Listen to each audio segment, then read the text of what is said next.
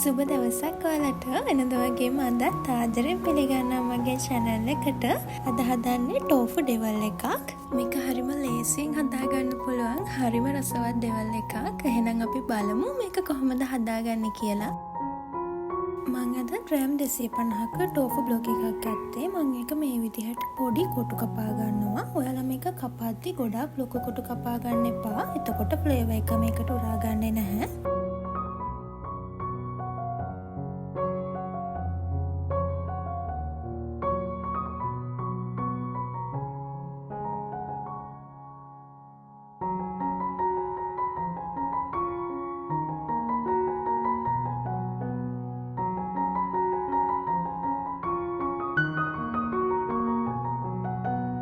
ඊළඟට කපාගත්ත ටෝෆු ටික ටිෂු එකකට දාලා මේකේ වතුර ගත යනකම් හොඳට වතුර ටික අයින් කරගන්න.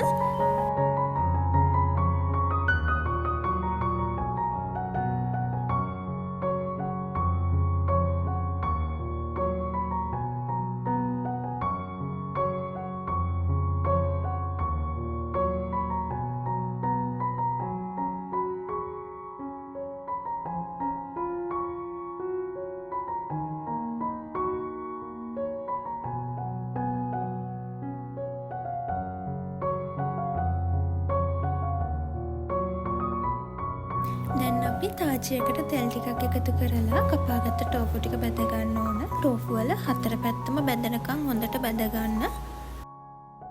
අඩි ඇලෙන්නේ නැති වෙන්න පරිස්සමට මේ වගේ හතර පැත්තම පෙරලගෙන හොඳට බැද ගන්න. ටෝෆු ටික මේ ගානට බැදුනට පස්සේ හොඳට තෙල් බේරගෙන මේ ටික අයින් කරගන්න පුළුවන්.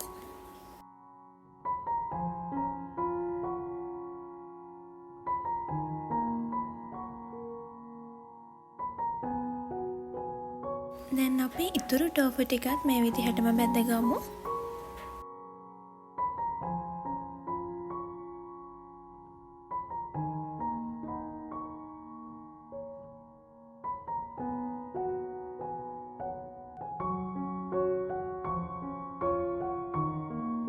දැන් අපි කපාගත්ත ටෝෆු ටික ඔක්කොම බැදගෙන ඉවරයි. දැන් ඩෙවල් එකට අවශ්‍ය සෝස් එක හදාගමු. මේ සෝස් එක හදාගන්න මං ගත්තා සෝයා සෝස් මේස හැඳි 2යි, තක්කාලි සෝස් මේස හැඳි 3යි, ඒකටම කෑලි මිරිස් මේස හැන්දක් දාලා මේ විදිහට හොඳට මික්ස් කරගන්න. කෑලි මිරිස් වෙනුවට ඔයාලට chili paste උනත් එකතු කරගන්න පුළුවන්. දැන් අපේ සෝස් එක හදාගෙන ඉවරයි. දැන් ඩෙවල් එක හදාගන්න විදිය බලමු.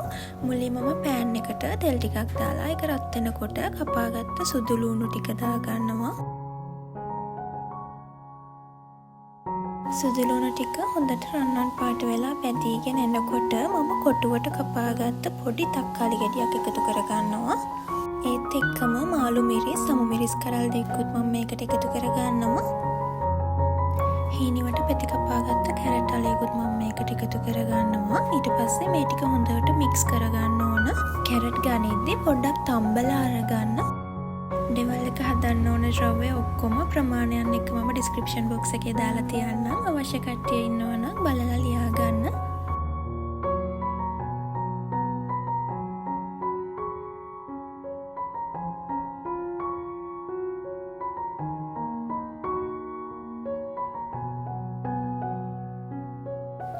මේ ටික විනාඩි 2-3ක් වගේ බැදුනට පස්සේ මම පොඩිවට කපාගත්ත ලුණු ගෙඩියක් එකතු කරගන්නවා. මතක තියාගන්න ගින්දර මීඩියම් හීට් එකට තියාගන්න. ගින්දර ගොඩක් වැඩි කරගන්න එපා.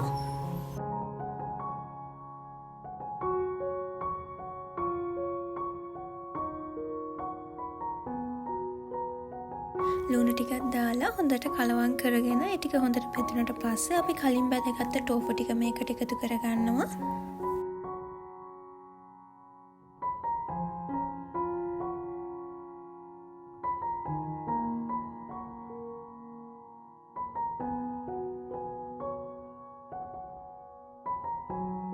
ටෝෆු ටික එළවලු ටිකත් එක්ක හොඳට මික්ස් කරගෙන අපි කලින් හදාගත්ත සෝස් එක මේකට එකතු කරගමු. මම මේ වෙලාවේදී රස අනුව ලුණු ටිකකුත් එකතු කරගන්නවා. සෝස් එක දැම්මට පස්සේ විනාඩියක් වගේ මේක හොඳට කලවම් කරගෙන ඉක්මනට ලිපෙන් අයින් කරගන්න.